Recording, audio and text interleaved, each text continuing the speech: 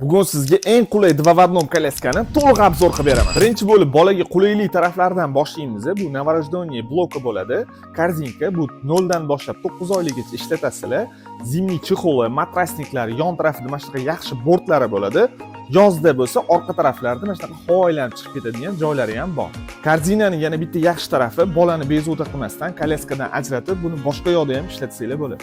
Ikkinchi blokiga keladigan bo'lsak, 6 oylikdan 3 yoshgacha xizmatlarni qiladi. Orqa spinkasi 3 ta urinda baland past bo'lib tushib chiqadi. Ularga ahamiyat qilsangiz, mana shunaqa uzun bo'ladi. Qishki sovuq havoda oldi tarafida zimniy chexollari ham taqsiz bo'ladi. 4 ta faslga to'liq javob beradi. Kolyaskamizni 4 ta g'ildiraga aylanadi. Bu sizga nima qulayliklar olib keladi? Ruchkani orqa tarafga yoki oldi tarafga o'tkazishingizdan qat'iy nazar, oldi g'ildiraga постоянно o'ngga chapga burilib turadi.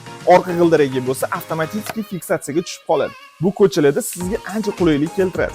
Hamma uchun muhim bo'ladigan bu funksiyasi ixcham bo'lib yig'ilishda. Kolyaskamiz dvovodnom bo'lishiga qaramasdan juda ham ixcham bo'lib yig'iladi. Chamadan kolyaska olib yurishingiz shart emas. Kolyaskamizning funksiyalari sizga yoqqan bo'lsa bitta like bosib qo'ying. Kolyaskamizning narxi sizga qiziq bo'lsa kommentda plyus qoldiring, biz sizga narxini yozib qo'yamiz.